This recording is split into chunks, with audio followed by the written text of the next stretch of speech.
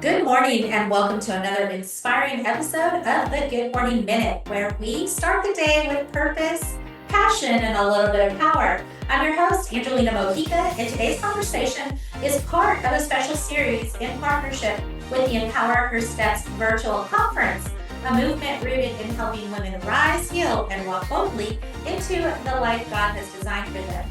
Our mission is simple but powerful, empowering life purpose, because we believe when a woman finds clarity in her calling, everything changes for her family, her community, and the generations to come.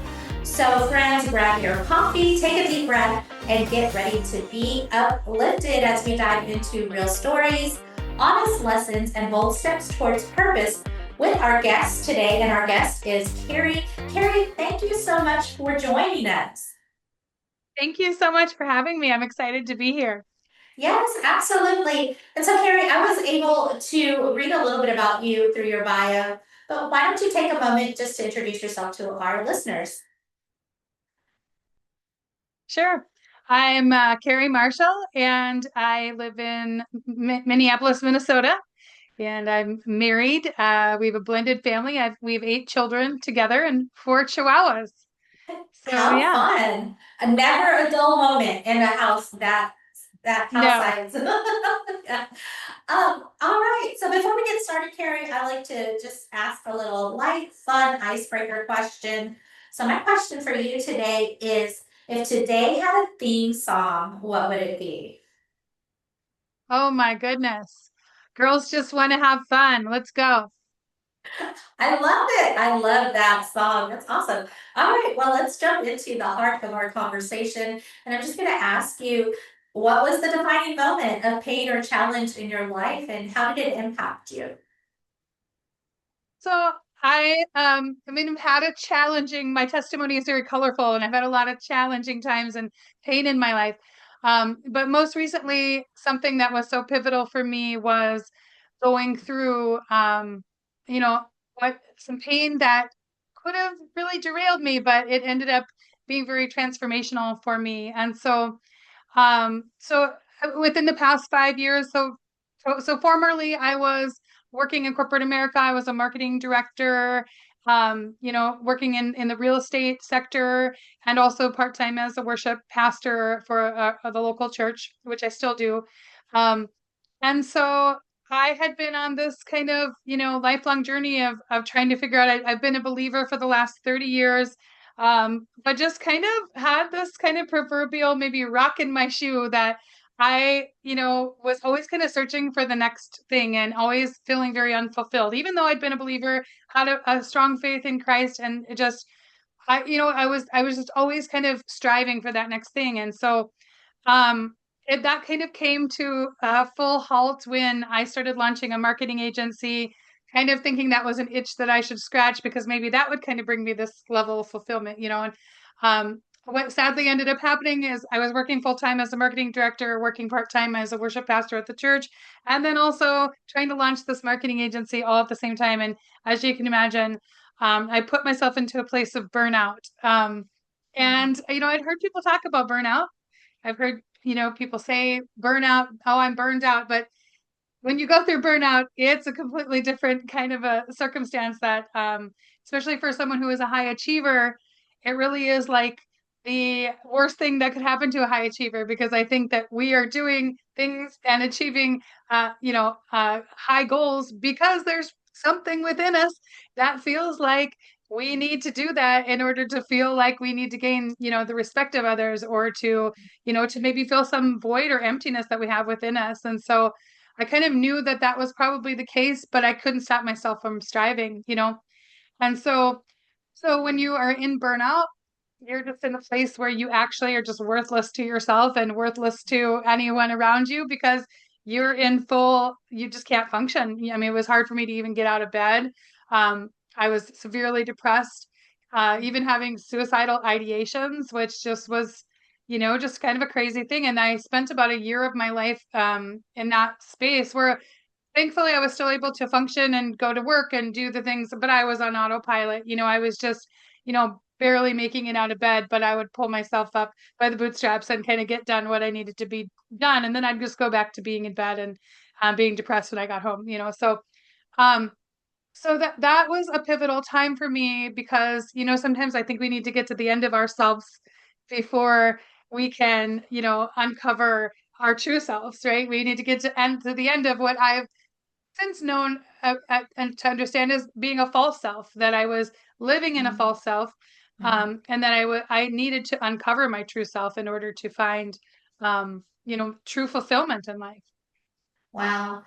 And that's amazing that you're saying that, because I remember my, and I didn't say rock bottom moment, but that's kind of the revealing moment, if you're really open to understanding what that is. Because sometimes we're in survival mode and we hit a rock bottom, we just get back up and we're like, continue to go. Hmm. But those are also a way of life, or God grabbing a hold of you and saying, this isn't aligning to what you're called to do, right? So Yeah, look at it, and whether we choose to do so at that moment or not, then that kind of dictates where we're headed, because we have that control in our lives as far as whether we want to change or continue down the path. um, exactly.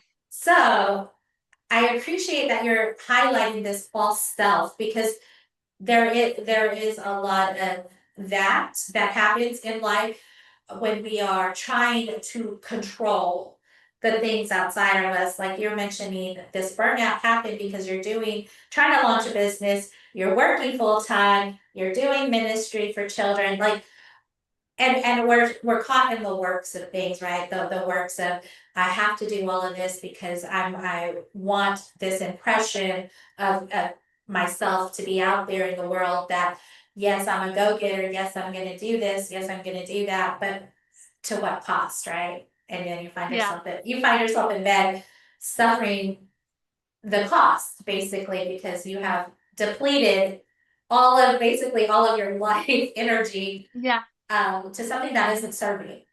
So help me understand when you began to see the purpose behind this situation for yourself. Well, I think, just being in burnout, I wanted to understand what led me to do this to myself, Mhm. because it hadn't been something that was new. Like, I'm 50 years old. And so, like, I'd been doing that my whole entire life, but it had never gotten to the point where I wasn't functional anymore. And so I'd seen these winks, and, I had nods from the Lord saying, "What are you doing, Carey? What are you doing?" But I didn't listen. I just kept, moving forward on the path.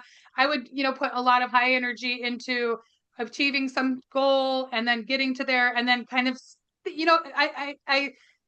mistakenly would believe that when I got to the end of that, then I would feel the sense of fulfillment, and I just never did. And so I just kept doing that to myself over and over. Like the proverb says, like a dog returns to his vomit. That was what Mhm. I just kept doing over and over. And so the Lord used that as a way to really get me to listen. So I was not in control of anything anymore. I was actually out of control of my life, and it didn't have that fifth gear to go into that I'd always kind of tapped into to do the thing, Yeah. that made me feel better about myself. And so that was about a year of me just kind of really diving into self-discovery and understanding, who am I? Who did the Lord make me to be? What is this? Because I believe that I was in an addiction of workaholism. Um, and so where does the root of that? Why do people do that? Wanting to understand the psychology behind it, and really understanding spiritually what that meant. And so I started diving into lots of different things. Doing some shadow work. I don't know if you've heard of that, but really Mhm. understanding, like, who was this person that I was running away from, that was causing me to run so hard that I just wore myself out. And so through that year, I started understanding about workaholism as an addiction. And one of the things that I uncovered about addiction was that, in some blog or podcast that I stumbled upon, it said, addiction is often a replacement for intimacy. And that was like so profound to me, because I was like, what does that even mean? And Mhm. how do I even bring more intimacy into my life? I realized that I didn't really know how to do that. And so I started this journey of saying, well, if workaholism is a replacement for intimacy, then I think I need to add more intimacy into my life. So I started pursuing that, reading books about friendships and reading books about, connecting to others. and really understanding where I lacked in that area.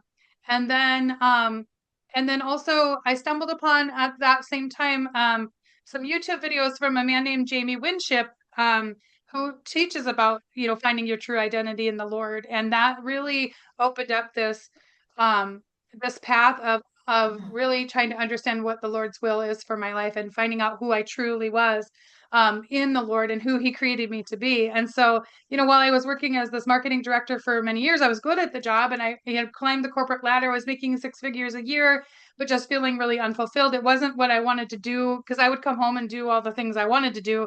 I didn't want to, I did a good job, but I didn't want to be there. It wasn't my passion. And I knew the Lord had passions within me, but I would just resist them for so many years because I just wanted to, have that financial security. Having come from a place of poverty, I was trying to just gain security, financially, and thinking that that's where I would find my security. All this, these lies that I was telling myself. And so finding, my true identity, I went through some sessions with the Jamie Winship program, eventually went on to study with him in the identity exchange program, which will lead to, things that we talk about later. But finding out through that program and listening to the Lord through listening prayer, that the Lord gave me my true identity, which was the lover of people. And that's when I said, okay, well, what does that look like? If you made me to be the lover of people, then how does being the lover of people look in my life, and how does that unfold in my vocation, but also in how I show up every single day? And so that was really kind of a pivotal moment where I was like, okay, I think I had it wrong, and I think there is another way, and it's actually the way to freedom and the path to freedom. Mm. Isn't that beautiful? It's so beautiful when God reveals your identity. I love hearing that. But then on the other side, it's where life and the enemy attacks the most to distort your understanding of your true identity.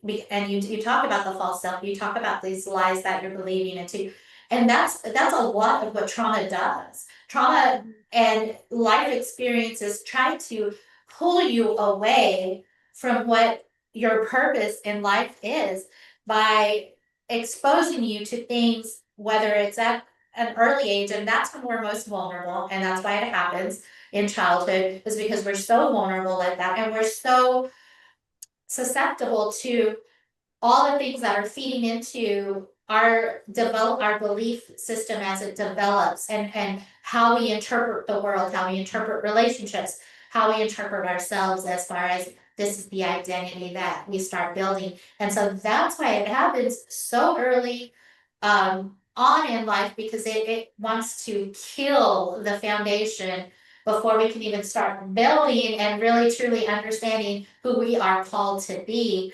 So I love that you're sharing that. I love that you're highlighting that. So yeah, let's talk a little bit about the growth season and the healing as you're stepping into your new identity, your truth.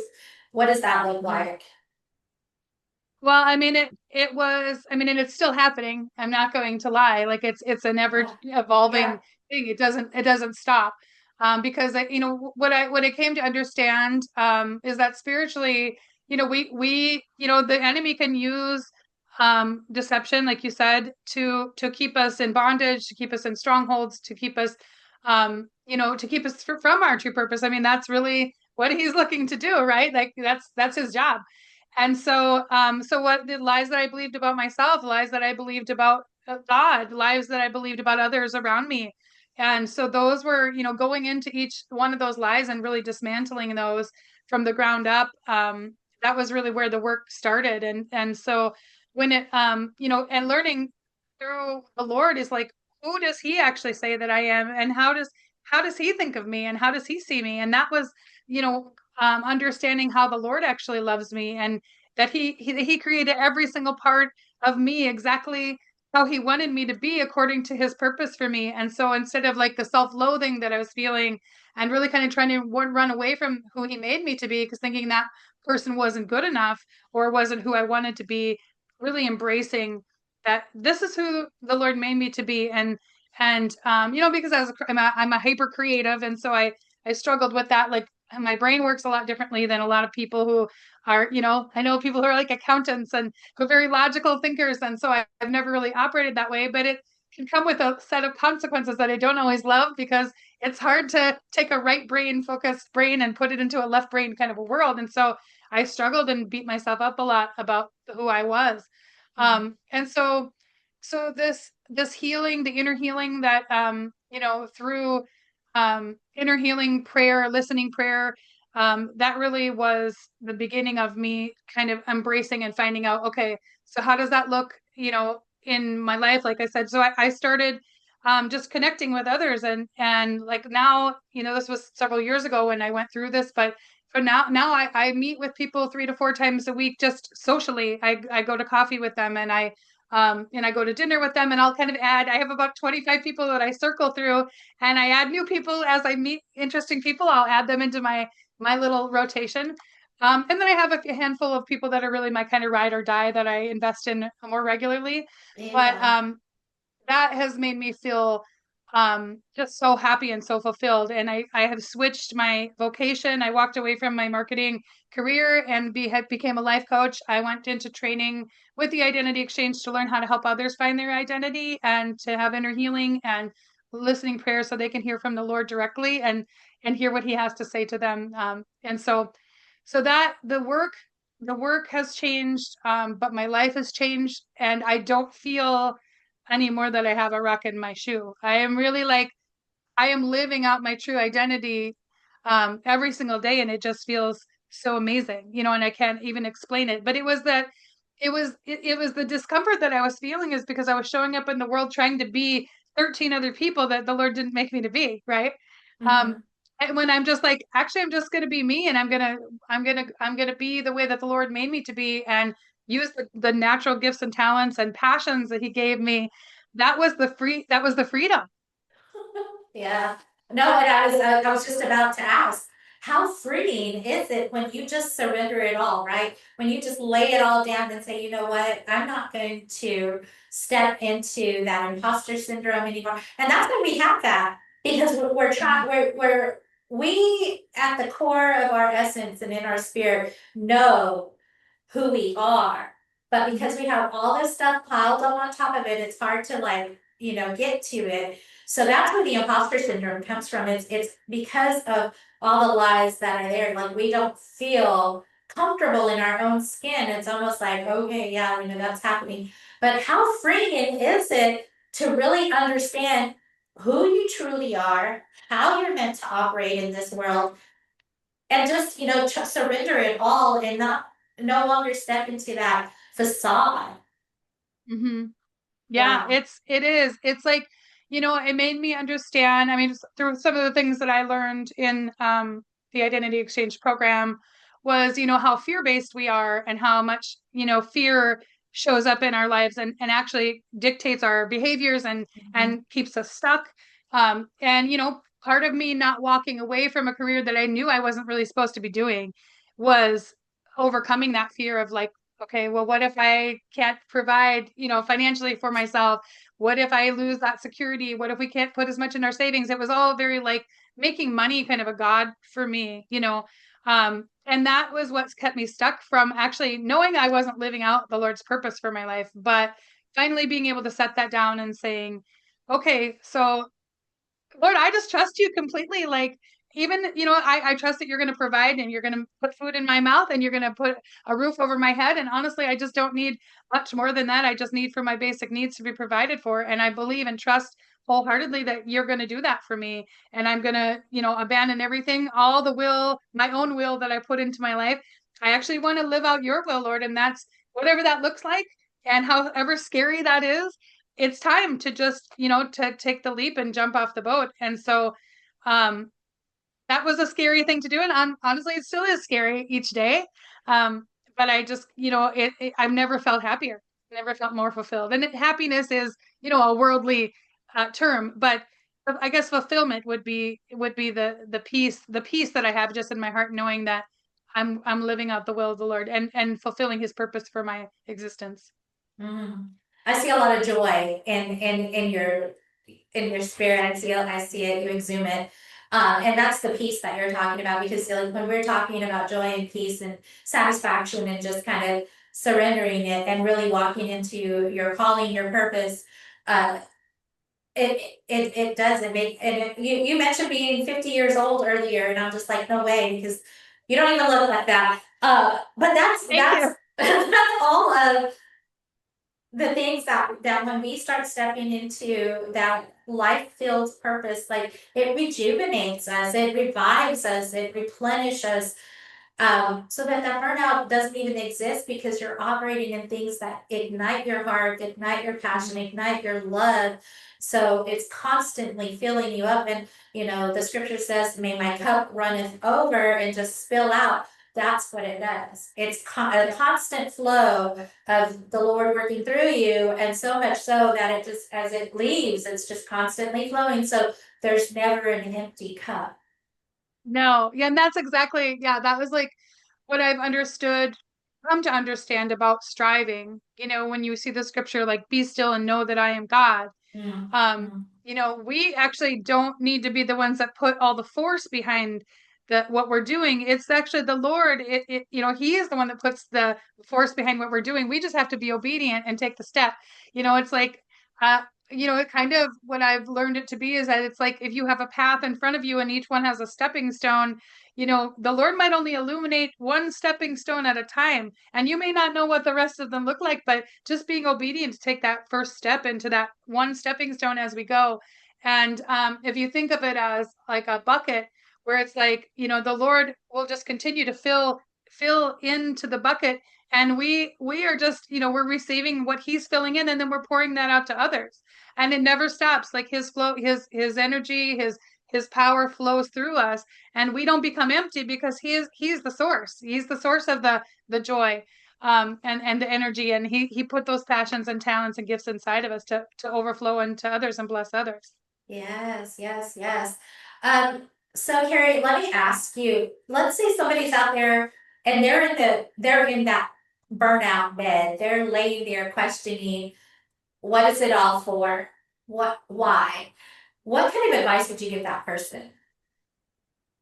Well, I think that, it's a warning to listen to start listening to the Mhm. Lord, to listening to the voice of the Lord, and that still small voice that we each have within us, that we hear it, but we squash it down, because sometimes it's too inconvenient to do what He wants for us to do, and sometimes Mhm. we're not willing to let go of our own agenda. We're not willing to let go of the fears that keep us stuck. And so when you're brought to a place where you're at the end of yourself, that is an opportunity to have a brand new life.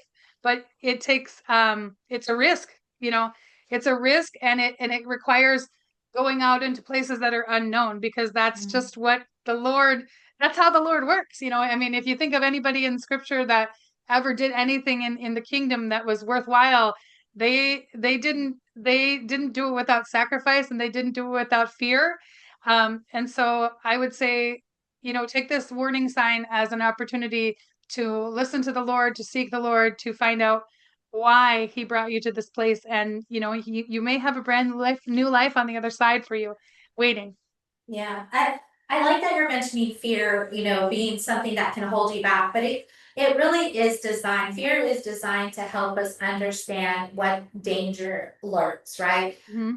But sometimes, with anxiety and all of that stuff, like we start creating things that will never pass. That's your anxiety going into the, okay, this could happen and this could happen and this could happen. No, fear really is just a guiding post to say, you know what, you're stepping into something that you've never stepped in before.